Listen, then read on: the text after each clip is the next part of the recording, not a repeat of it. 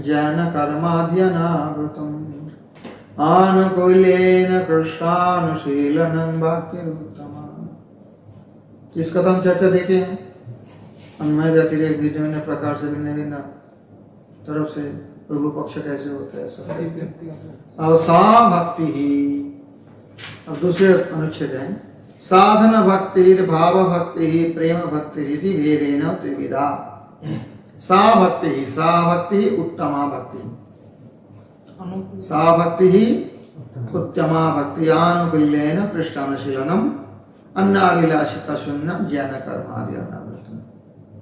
सा भक्ति ही साधन भक्ति भाव भक्ति ही प्रेम भक्ति रीति भेदेन त्रिविधा। साधन भक्ति पुनर्वैधि रागानुग भेदेन द्विविधा। साधन भक्ति ही पुनर्वैधि रागानुग भेदेन द्विविधा। वह भक्ति फिर साधन भक्ति भाव भक्ति और प्रेम भक्ति भेद से तीन प्रकार की है। वह भक्ति मतलब जिन भक्ति के लक्षण पहले बताया गया, नाभिलाषिता शून्यम ज्ञान कर्मादि अनावृतम आनुकूल्येन कृष्णानुशीलनम भक्तिरुत्तमा। उसी उत्तम भक्ति का त्रिविध भेद है, साधन भक्ति भाव भक्ति प्रेम भक्ति। उनमें साधन भक्ति का फिर दो भेद है, वैधि भक्ति और रागानुग भक्ति। विश्वनाथ चक्रवर्ती पद इनको व्याख्यान कर रहे। सा भक्ति रीति अथात्र साधन साध्वत्व रूपो द्विविध भेद एवास्तु भावस्वापि साध्य भक्ति अंतर्भावस्तु किम भेदत्रय कारणेन। त्रिविध क्यों होगा? पूर्व पक्ष आता है। साधन और साध्व दो ही भेद हो जाए। साध्य अगर प्रेम भक्ति हो तो साधन, उसके साधन भक्ति इतना मान लो, बीच में भाव भक्ति लाने की क्या जरूरत है? ये पूर्व पक्ष है। अथवत्र साधन साध्वत्व रूप द्विविध भेद वस्तु, इतना ही रहने दो ना, इतना ही रहे। साधन और साध्य दो प्रकार की भक्ति। भावस्वापी साध्य भक्ति अंतर्भावस्तु, और जो भाव भक्ति कह रहे थे वो भी तो साध्य के अंतर्गत है, प्रेम का ही तो अंतर्गत है। साध्य मतलब जिसको प्राप्त करना है, साधन के मतलब है जिस प्रकार से प्राप्त करना है। साध्य होता है लक्ष्य, साधन होता है उसी लक्ष्य में पहुंचने का उपाय। तब प्रश्न आ गया, पूर्व पक्ष आ गया, किम भेदत्रय करणेन, तीन भेदा करने की क्या जरूरत है? भाव भक्ति को प्रेम भक्ति के अंदर ही कर लो, उसके अंतर्गत है। इति चेत न, अगर ऐसे पूर्व पक्ष कहा तो हम नहीं कहेंगे, इनके साथ हम एकमत नहीं होंगे। क्यों? या तो अग्रे बक्षमानस्य रसामृत 2:1-276 उत्पन्न रतयः सम्यक् नैर्विघ्नम् अनुपागतः कृष्ण साक्षात्कृतो योग्यः साधकः परिकीर्तितः। अब सबसे पहले तो साधन कौन करते हैं? जो साधक है।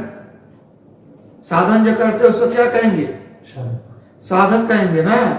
तो साधक का लक्षण दिखा जाए। साधक का लक्षण जो श्री रूप गोस्वामी पाद अपने भक्ति रसामृत सिंधु में दिए है 2:1-276 में, उत्पन्न रतयो सम्यक नैर्विघ्नम् अनुपागतः। रति उत्पन्न हो गया परंतु कृष्ण साक्षात्कृतो योग्यः, कृष्ण साक्षात्कार के योग्य हो गया लेकिन अभी तक साक्षात्कार नहीं हुआ, उनको साधक कहा जाता है। इति साधक भक्त लक्षणस्य मध्ये, ये साधक भक्त के लक्षण है। जैसे गौ के लक्षण क्या है? शासनादि भक्तम गौतम। इस प्रकार के साधन भक्त के, साधक भक्त के लक्षण है। इति साधक भक्त लक्षणस्य मध्ये रति अपर पर्यायस्य भावस्य आविर्भावेपि सम्यक् नैर्विघ्नम् अनुपागतः। ओ, मैंने इसमें थोड़ा गलती बताया। सम्यक् नैर्विघ्नम् उपागत नहीं, अनुपागत। संपूर्ण रूप से निर्विघ्नता नहीं आया, अभी भी कुछ विघ्न है उनका। कृष्ण दर्शन की योग्यता है लेकिन कृष्ण दर्शन प्राप्त नहीं किया अब तक। ऐसी साधक है। रति उत्पन्न हुए तो अभी बता रहे रति उत्पन्न हो गए। रति अपर पर्यायस्य, रति जो भाव वही बात है, रति भाव समपर्यायवाची शब्द है। तो भाव के आविर्भाव होने पर भी निर्विघ्न सम्यक अनुपागता इति विशेषणेन, ये जो विशेषण लगाया गया, प्रबलतरस्य कस्यचिन् महदपराधस्य कश्चन भाग अवशिष्ट अस्ति इति लभ्यते। कहते ऐसे कैसे हो सकते हैं? अभी तक निर्विघ्नता नहीं है, जब भाव अवस्था में जीव तो मुक्त हो जाते हैं, अनर्थ दूर हो जाता है रहती अवस्था में, तो फिर अभी भी विघ्न कैसे रह गया? कहते हैं कस्यचिन् महद अपराधस्य कश्चन भाग अवशिष्ट, प्रबलतरस्य, बहुत प्रबलतर हो किसी महद अपराध के कुछ भाग अभी रह गया है, कुछ अंश रह गया है, जिस कारण से वो भाव अवस्था में पहुंचने का पर भी उनमें अभी विघ्न नहीं गए, अनुपागता। एवं सती क्लेशजनकस्य अपराधस्य लेशेपि साध्य भक्तिराविर्भावो न संभवति। इस प्रकार क्लेशजनक जो अपराध है, जिस अपराध से क्लेश मिलता है, भक्ति में विघ्न आ जाता है, इसका थोड़ा लेश मात्र भी रह जाए तो साध्य भक्ति जो है उसका आविर्भाव नहीं होता है, साध्य भक्ति प्रेम भक्ति का आविर्भाव नहीं होता है। समझ में आई? अतएव तत्रैव तस्य साध्य भक्ति विशिष्ट सिद्ध भक्त लक्षणस्य मध्ये, भक्ति रसमय सिंधु में बताया गया सिद्ध भक्त का लक्षण क्या है, साधक का तो लक्षण बताया, आप सिद्ध का लक्षण देखे तो पता चल जाएगा क्यों 3 भाग किया। बात तो है त्रिविधा क्यों हुआ, 2 कह रहे थे, साधन और साधक और सिद्ध। जो साधन कर रहे साधक है, जो साध प्रेम भक्ति प्राप्त कर लिया, और सिद्ध है, बीच में भाव भक्ति के क्यों आता है, इसलिए सारे विचार कर रहे हैं।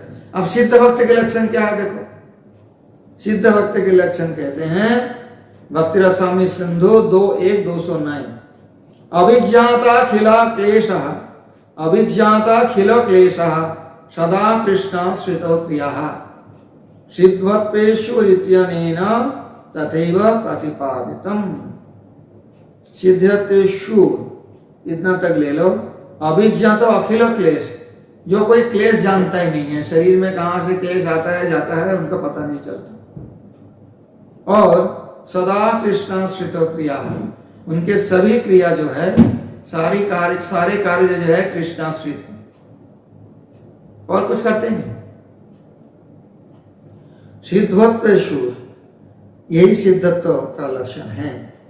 तथैव प्रतिपादितम्, तस्मात् भावस्य साध्य भक्तिर अंतर्भाव न संभवति, भाव को साध्य भक्ति प्रेम भक्ति के अंतर्भाव नहीं कर सकते हैं। और तथैव साधन भक्तिर अंतर्भावस्तु सुतरामेव नास्ति, सम्यग्मसृणित स्वान्त ममत्वातिशयांकित भाव सैव शान्तात्मा बोधै प्रेमा निगद्यते। सम्यग्मसृणित, अंतःकरण हो जाए, ये प्रेम का डेफिनेशन है, संज्ञा है, रूप गोस्वामी ने दिया है, किसी ने पहले इसका संज्ञा नहीं दिया। सम्यग् एक नहीं है श्लोक इधर, सम्यग्मसृणित स्वान्त ममत्वातिशयांकित, जो गाढ़ भाव है उसे प्रेम कहते हैं, तो भाव को तो उस प्रेम में अंतर्भुक्त नहीं किया जाएगा। सम्यग्मसृणित नहीं है, हृदय उतना पिघला नहीं, उतना ममता अतिशय ममता के द्वारा अंकित नहीं हुआ अब तक। कोई जमीन पिघल जाता है, उस पर पदचिन्ह कृष्ण का पड़ जाता है, जो कठोर रहते हैं तो पदचिन्ह नहीं पड़ता है। तो प्रेम भक्ति में तो यह लक्षण है, और भाव भक्ति का भी जो लक्षण बताया है वो प्रेम भक्ति से अलग ही दिखा जाता है। इसलिए साध्य भक्ति प्रेम के अंतर्गत भाव को नहीं किया जा सकता, और साधन भक्ति में नहीं किया जा सकता है। क्यों? कि साधन भक्ति में अभी तक कुछ नहीं, विघ्नता है, विघ्न है, भाव भक्ति में विघ्न नहीं रहना चाहिए। तथैव साधन भक्तिर अंतर्भाव सुतरामेव नास्ति, अतः अत्रैव प्रकरणे साधन भक्ति लक्षणे भाव साधनत्व रूप विशेषणेन भावस्य साधन भक्तित्वं परास्तम। क्यों अंतर्भाव नहीं होगा? साधन भक्ति के अंतर्भाव नहीं होगा। यहाँ पर जो साधन भक्ति लक्षण में भाव साधनत्व रूप विशेषण, साधन भक्ति क्या करेंगे, उनके प्राप्ति क्या करना है, भाव ही प्राप्त करना है ना।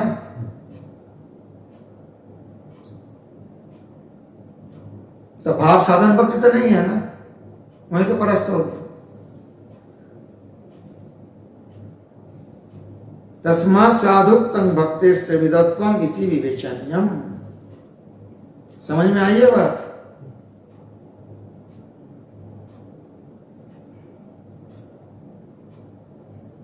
समझ में आई कि नहीं है? ভাবের আবির্ভাব হলেই তো সেখানে আপনার বলতে সম্যক নির্বিঘ্ন হয়ে যখন নির্বিঘ্নতা যখন থাকবে ভাব আবির্ভাব হওয়ার পরে, তখন তাকে সাধক বলা হচ্ছে। প্রথমেই বললো निर्विघ्नता नहीं आया अब तक समझ, विघ्न है। বিঘ্ন, হ্যাঁ इसलिए विघ्न है। रति और भाव समपर्याय है, फिर रति के बाद विघ्न कैसे हो सकता है? ये बात ही तो बता रहे। इसलिए विघ्न हो सकता है अगर कोई प्रबल तरह महत अपराध रहा होगा पहले, उसका कुछ अंश भी रहा होगा अभी तक, तो विघ्न करेगा। भाव भक्ति नहीं आया ना, भाव भक्ति में निर्विघ्नता हो जाएगा, विघ्न नहीं रहेगा। लेकिन भाव भक्ति में क्या कमी रहेगा? ममत्व अतिशयांकित नहीं रहेगा, हृदय की ओर द्रवीभूत भाव नहीं रहेगा उतना।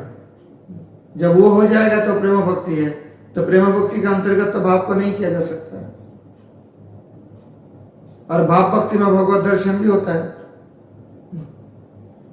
साधन भक्ति में वो नहीं होगा।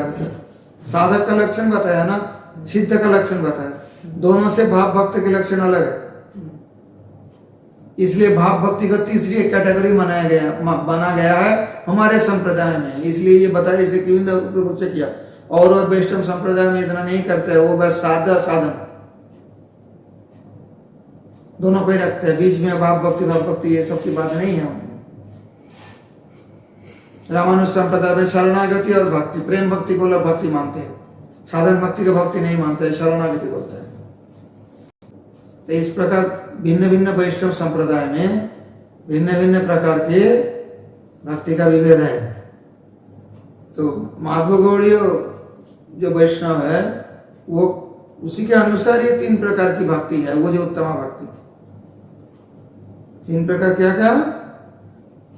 साधना भक्ति, भाव भक्ति और प्रेम भक्ति। इसलिए भाव का तो साधन ही करना है ना, भाव को तो साधन भक्ति का लक्ष्य तो भाव तक है, तो फिर भाव साधन भक्ति का अंतर्गत कैसे होगा?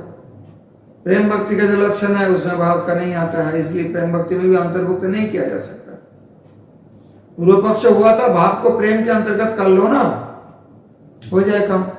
फिर 2 प्रकार की भक्ति है। लेकिन साधक जो है, जो सिद्ध है, इसके बीच में तो एक अंतर रह जाता है, वो कहां जाएगा? कृति शब्द भविष्याद्य भावासा साधना विधा। जिस भाव को कृति साध्य इंद्रियों के द्वारा साधन किया जाता है उसे साधन भक्ति बोला जाता है। नित्य सिद्धस्य भावस्य प्राकट्यं रीति साध्यता। कृति साध्य जो होता है, कृति मतलब इंद्रिय द्वारा, वो साधन भक्ति कहा जाता है।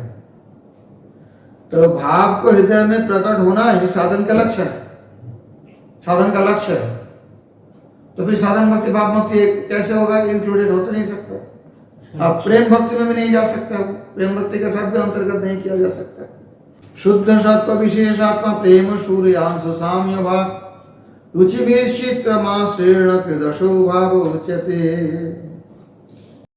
कहते हैं प्रेम सूर्य का जो किरण सदृश हो, शुद्ध सत्व विशेष स्वरूप रुचि द्वारा चित्त को जो मसृण आर्द्र करते हैं उसे भाव कहते हैं। और सम्यक मसृणे तो स्वांत ममत्वा अतिशयांकित भाव सैव सांद्रात्मा बुद्धि प्रेम निगद्यते। तो प्रेम भक्ति का जो लक्षण है, जो संज्ञा दिया गया, तो भाव भक्ति के साथ उससे कुछ अंतर दिखते हैं। सूर्य उदय नहीं हुआ अब तक, थोड़ा प्रकाश किरण स्वरूप आए हैं उसमें, प्रेम अभी तक नहीं आए, भाव आया है। ये भक्ति रस में सिद्ध हुआ है विस्तार रूप से। यहाँ तो संक्षेप बता रहे हैं ना, जो संस्कृत नहीं पढ़े हैं, व्याकरण नहीं पढ़े हैं, उनको समझाने के लिए भक्ति के बारे में सब बताया जाए। यहाँ पे मुख्य जो बहुत जरूरी श्लोक उसकी कोट किया बाकी, जैसे पहले अन्नाभिलाषित शून्यम ज्ञान कर्मा ध्यानाव्रतम आनुकूल्येन कृष्णानुशीलनम भक्तिरुत्तमा सा भक्ति साधन भक्तिर भाव भक्ति प्रेम भक्ति भेदेन त्रिविधा साधन भक्ति पुनर्वैधिरागम भेदेन द्विविधा। अब इसके आगे जैसे वो कैसे प्रेम तक पहुंचेंगे क्रम दिखाया। आदो श्रद्धा, ये सारे मुखस्थ कंठस्थ रखना पड़ेगा। आदो श्रद्धा ततः साधु संग अथ भजन क्रिया। आदौ श्रद्धा ततः साधु संगाथ भजन क्रिया। ततो नर्त निवृत्ति स्यात् ततो निष्ठा रुचिस्ततः।